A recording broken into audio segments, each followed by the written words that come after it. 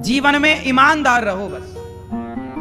आप ये मत सोचो कि हमें कौन देख रहा है, ना, तुम्हारा बाप देख रहा ऊपर बैठा, भगवान है सबके बाप, त्वमेव माता च पिता त्वमेव। ये मत सोचो कि तुम्हें कौन देख रहा। आदमी यही गलती करता है, उसे लगता है हमें कौन देख रहा है, ना, जब तुम्हें कोई नहीं देखता तब भी तुम्हें कोई देखता है। तो मेरा भगवान जी से लेन देन था पहले, और मैंने पूरा हिसाब किताब किया। इसलिए ये दास अनिरुद्ध जो करता है वो मेरी इच्छा नहीं, भगवान मुझसे कार्य करा रहे हैं। हम कुछ भी नहीं है करने वाले, भगवान जो कराना चाहें वो हमें और आपको जिम्मेदारी देते हैं और हमसे और आपसे करा लेते हैं। महाभारत अर्जुन को निमित्त बना के भगवान ही तो लड़े थे। कृष्ण को लोग कहते हैं कि वो निहत्थे थे, उन्होंने तो अस्त्र शस्त्र उठाया नहीं, वो तो लड़े नहीं, ना लड़कर भी भगवान ही लड़े। ना करके बिनु पग चले ही सुनहि बिनु काना, कर बिनु कर्म करहि विधि नाना। वो बिना कुछ करते सब करते हैं, और वो सब कुछ करते हुए भी कुछ नहीं करते, क्योंकि वो भगवान है। तो बस आप एक चीज सीखो कि जीवन में आपकी नीयत खराब ना हो और नीतियां अच्छी रखना, फिर आप सफल होंगे और भगवान आपका साथ देंगे। भगवान सबके साथ हैं, बस ईमानदारी, बेईमानी ना आवे कभी, बेईमानी नहीं।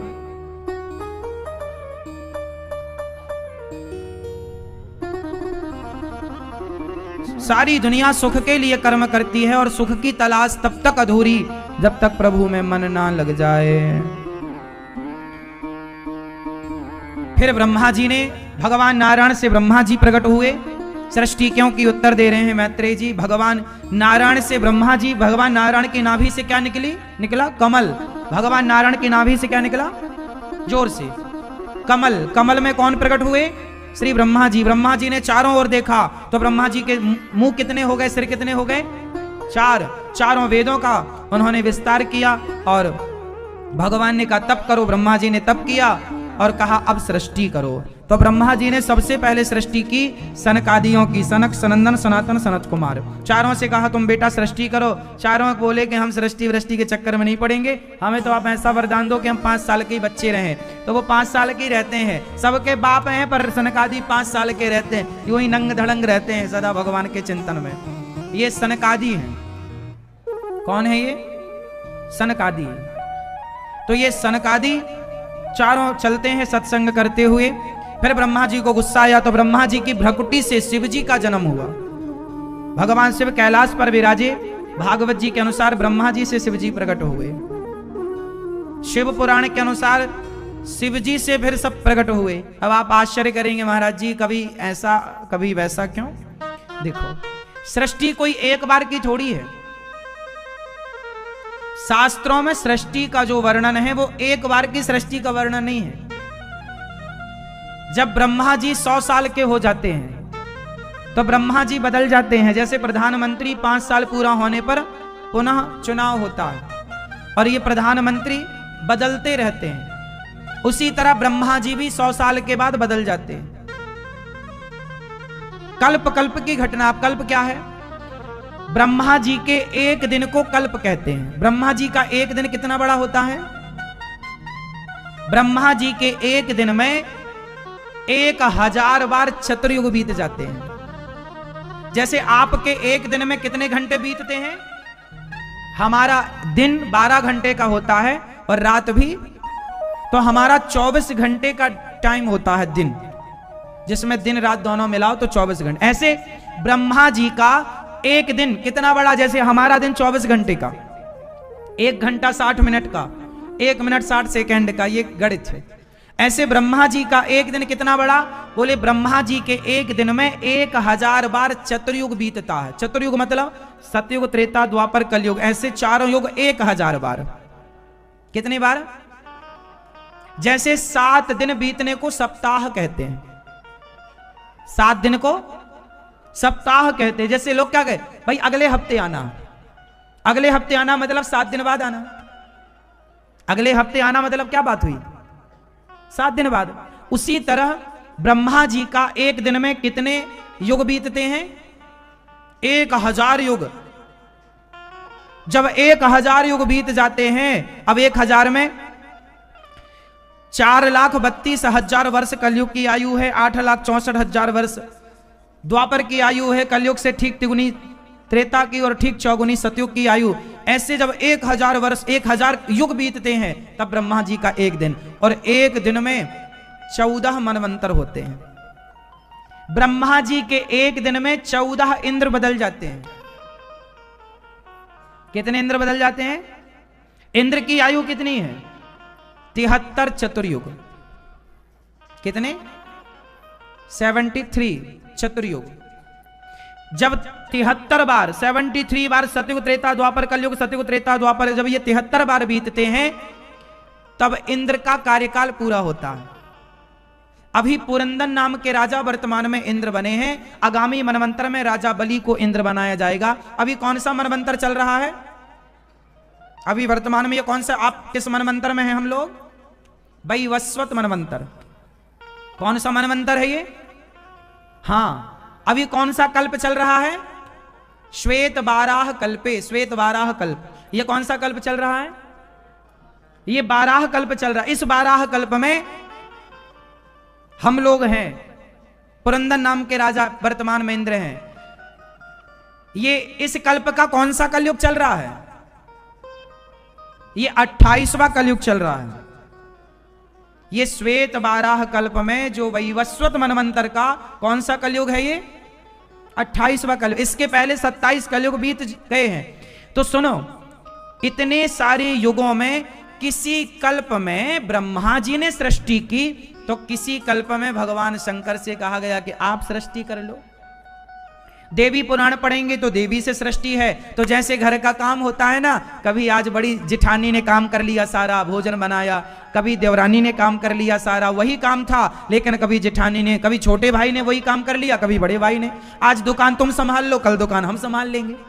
तो ऐसे ही तो होता है, आज झाड़ू तुम लगा लो, कल। ऐसे ही सृष्टि का क्रम है। कभी ब्रह्मा जी ने सृष्टि की, कभी शिव जी ने सृष्टि की, कभी भगवान विष्णु जी से हुआ, कभी देवी से हुआ, कभी गणेश जी से हुआ। भगवान के सब अपने हैं, कभी कभी भगवान कहते तुम कर लो। तो सृष्टि करना काम है। इस काम को चाहे कभी शंकर जी कर लें, कभी ब्रह्मा जी कर लें, देवी जी। इसलिए पुराणों में अलग अलग वर्णन मिलता है। तो आप कंफ्यूज हो जाते हैं कि अरे उनसे हुआ तो यहां ऐसा क्यों लिख।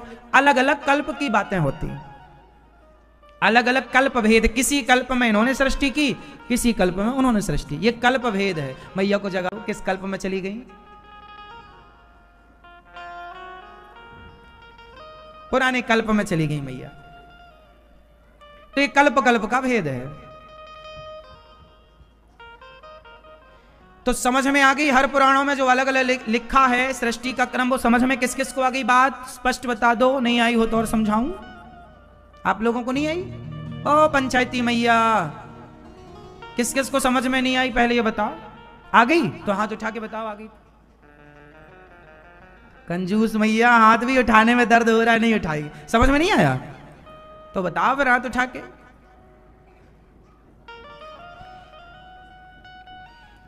तो ऐसे सृष्टि का क्रम चलता है। जो सृष्टि संसार आप देख रहे हो ना, इतना ही बड़ा संसार नहीं है साहब, वो हम तो कुएं के मेंढक हैं। सृष्टि कितनी संसार, भगवान ब्रह्मांड निकाया निर्मित माया रोम रोम प्रतिवेद कहें। भगवान के रोम रोम में ऐसी कई पृथ्वियां लटक रही हैं यहां पर। तेरी माया का ना पाया कोई पार, तेरी लीला तू ही जाने। तेरी लीला, तेरी माया का ना पाया कोई पार, कि तेरी लीला तू ही जाने। भगवान की लीला भगवान जाने। हमारी आप में कहां इतनी बुद्धि है कि हम उन्हें जान सकें, समझ सकें। ठीक। तो ब्रह्मा जी ने सृष्टि की, फिर ब्रह्मा जी के शरीर के दाहिने अंग से मनु और बाएं अंग से शत्रुपा का जन्म हुआ। मनु की संतान हम सब हैं, इसलिए हमें मनुष्य कहते हैं। आपको क्या कहते हैं? आपको क्या कहते हैं मैया? आपको क्या कहते हैं? मनुष्य। आपको क्या कहते हैं? क्यों कहते हैं आपको मनुष्य? कोई आपसे सवाल कर ले कि आपको मनुष्य क्यों कहते हैं, तो मनु की संतान होने से हमें क्या कहा जाता है? मनुष्य।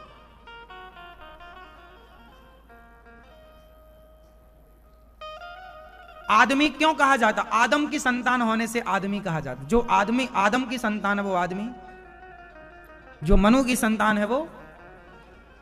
इसलिए शास्त्रों में आदमी नहीं मिलता, मनुष्य मिलता है। क्या बड़े भाग्य मानुष तन पावा, बड़े भाग्य मानुष तन, मनुष्य मिलेगा आपको। दुर्लभ हो मानुषो देहो, हर जगह आपको मनुष्य शब्द मिलेगा, क्योंकि हम मनु की मनुष्य।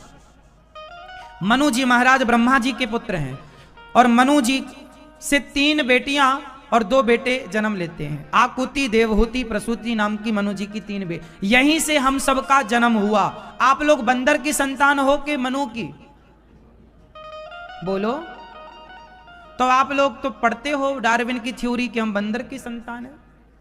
तुम्हारे पूर्वज कौन थे, मनु या बंदर? मनु से बाद में फिर जितने ऋषि आए, बाद में आप लोगों का गोत्र आया, किसी का कश्यप गोत्र, वशिष्ठ गोत्र, भरद्वाज गोत्र, फला गोत्र, फला। तो बाद में ये सब बाद में ऋषियों का जन्म हुआ। फिर इन सब ऋषि, इन्हीं के मनु जी महाराज की जो बेटियां हुई, आकुति का विवाह रुचि प्रजापति से हुआ, देवहूति का विवाह करदम जी से हुआ, करदम जी की 9 बेटियां हुई, उन 9 बेटियों का विवाह 9 ऋषियों से हुआ जो ब्रह्मा जी के पुत्र थे।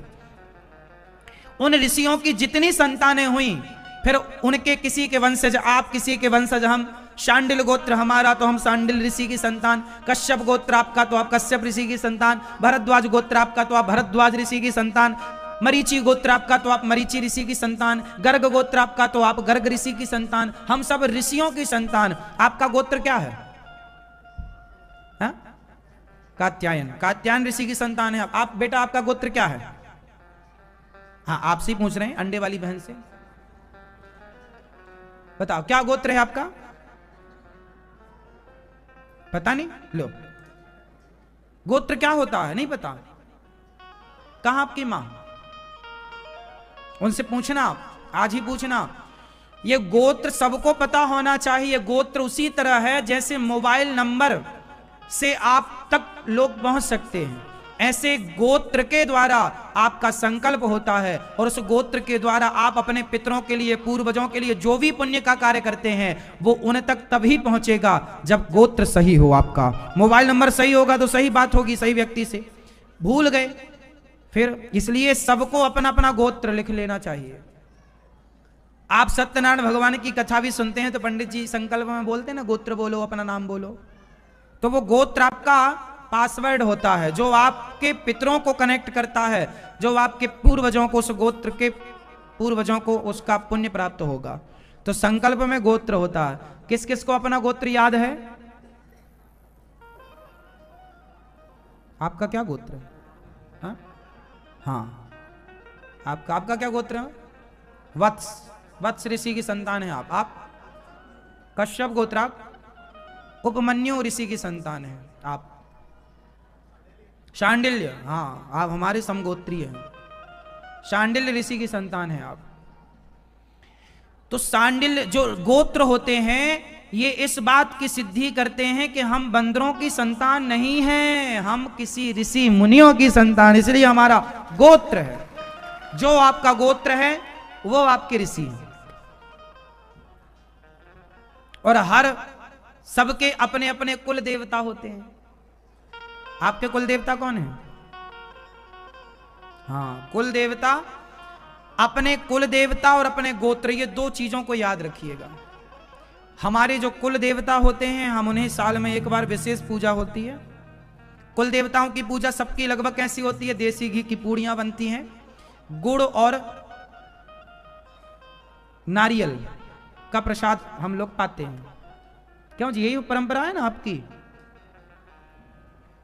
हाँ हाँ, गुड़ पूड़ी, मतलब देसी घी की पूड़ी, देसी घी की पूड़ी और गुड़ और नारियल, ये 3 चीजों का भोग लगता है कुल देवताओं को। और फिर जो हमारे परिवार के हैं वही लोग ये प्रसाद पाएंगे, और उसी जगह पर बैठ के पाना होता है जिस जगह पर पूजा हुई वहीं पर। बाहर ले जाके आप सड़क में नहीं पा सकते, मर्यादा होती। कुल देवताओं की पूजा सबको करनी चाहिए और इसमें लापरवाही नहीं करनी चाहिए। कुल देवता हमारे कुल देवता हैं, वो हमारे घर के मुखिया हैं, वो हमारे घर के मालिक हैं। है ना। तो इन चीजों को, परंपराएं भूल ना जाइएगा आज की आपाधापी में। बच्चों को सिखाओ, अपनी सासें अपनी बहू को बताना स्टार्ट कर दो कि बेटा ये तुम्हारे कुल देवता हैं, ऐसी ऐसी पूजा होती है और ये पूजा, और आप लोग फैशन के चक्कर में अरे क्या होता है, ये कितने तो भूल गए। कितने लोगों तो ये नहीं पता कि हम कौन हैं, हमारा गोत्र क्या, हमारे कुल देवता कौन, हम किस जाति के हैं। लोगों को ये नहीं पता कि हम ब्राह्मण हैं, कि हम क्षत्रिय हैं, कि हम वैश्य हैं, कि हम शूद्र हैं, पता ही नहीं। चलो आप लोगों को पता होना चाहिए, कथाओं के माध्यम से ये सब जानकारी आपको प्राप्त हो रही है। साल में एक बार जो पूजा का तिथि निश्चित है आपकी पितरों की, पूर्वजों की, वो कीजिएगा। चलो, इस तरह से मनु जी महाराज की 3 बेटियों की, करदम जी महाराज से देवहूति मां का विवाह हुआ, उनके पुत्र हुए। 2 बेटियों का विवाह ब्रह्मा जी के 9 मानस पुत्रों से हुआ। माता देवहूति कपिल पुत्र हुए, कपिल देव जी ने। माता देवहूति ने आज हाथ जोड़ के कपिल भगवान से कहा, प्रभु क्या बताऊं, मेरा मन बड़ा अशांत है। तब कपिल भगवान ने कहा कि मन अशांत है तो मन को शांत करने के लिए एक काम करना पड़ेगा। क्या करना पड़ेगा? सेवा। तितिक्षवः कारुणिकाः सुहृदः सर्वदेहिनां अजात शत्रवः शांता साधवः साधुभूष। साधुओं की सेवा करो, संतों की संगति करो, सत्संग करो। अहम सर्वेषु भूतेषु भूतात्मा अवस्थितः सदा। मुझ में, सब में मुझको देखो। भगवान की सबसे श्रेष्ठ भक्ति क्या है? सब में भगवान को देखो। सब में किसको देखो? भगवान को।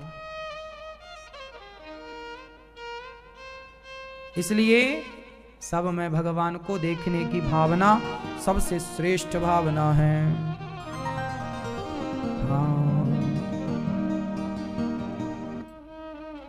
सिय राम मैं सब जग जाने। कपिल भगवान माता देवहूति को यही समझा रहे हैं। सब में, किस किस में देखना है?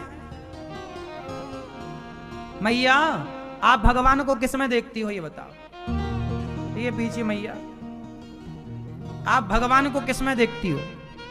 सब में देखती हो, सही। तो अभी अभी देखना शुरू किया है ना। अच्छा, मैया आप देखती हो? सब में नहीं देखती। किस किस में देखती हो?